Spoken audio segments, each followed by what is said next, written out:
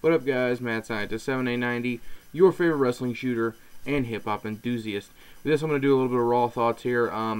Mostly the big thing coming out of this, the over the limit, I guess main event. I guess supposedly, it looked for a while it might have been Randy Orton that was going to be in the main event against Punk, but Daniel Bryan goes in there against Jerry the King Lawler and gets a win, and I'm totally okay with it.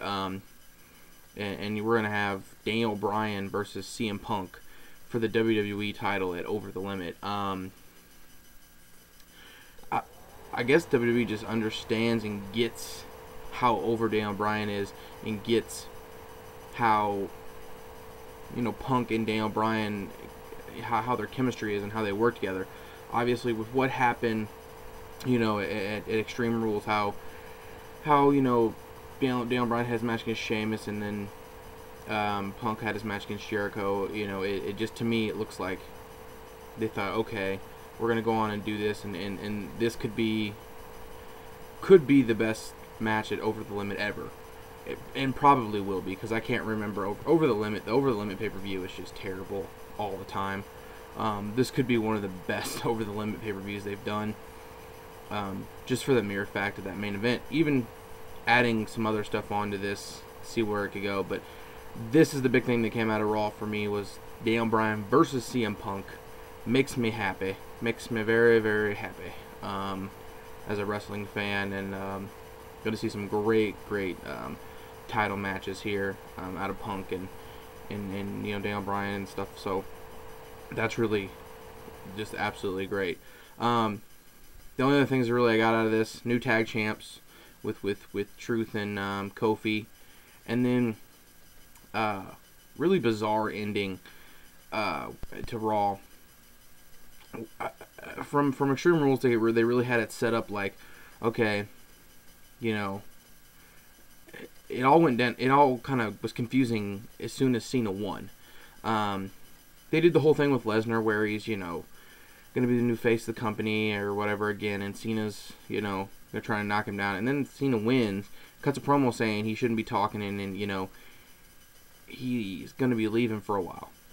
Then he comes to Raw, and they have this setup where they're saying who he's going to face it Over the Limit. We're like, what? I thought he was leaving. They totally had just complete disregard for what happened at the pay-per-view.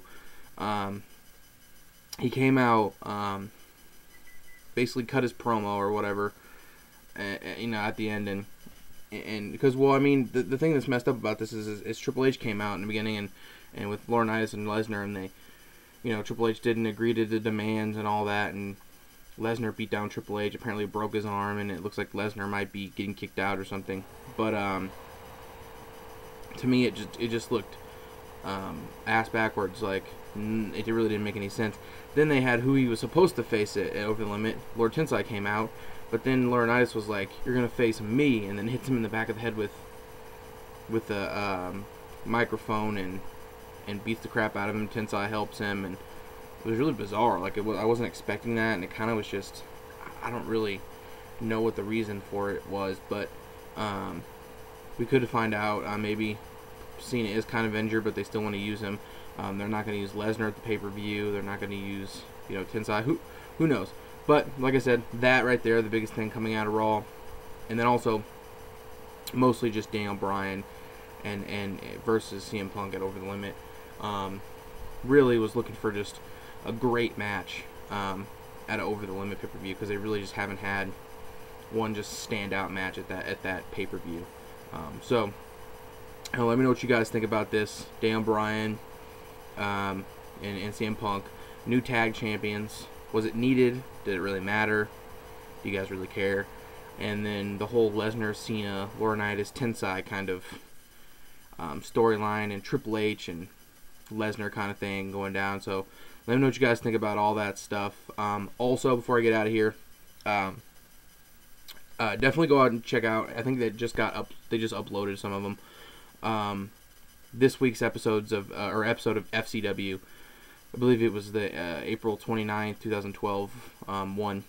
The main event is Cassius Ohno versus Seth Rollins. Most of you who are indie fans know it's Tyler Black and Chris Hero. just absolute indie darlings main event, you know, an FCW show. It's absolutely great match. So I'll probably put a link in the description of the show if you guys want to go check it out. It's definitely worth checking out. It's a great match in the main event. So yeah, and then also next week they're setting up the main event for the Jack Briscoe 15, which is going to be actually a 30-minute Iron Man match between Antonio Cesaro and Richie Steamboat. So that ought to be some great stuff. So FCW right now, guys, is must-see wrestling with a lot of the talent they got. With Ambrose, Rollins, Ono, Cesaro, Steamboat, the list goes on. There's a whole shitload of great talent in FCW right now. So I'm going to get out of here, guys. I am the Mad Scientist, your favorite wrestling shooter and hip-hop enthusiast. Deuces.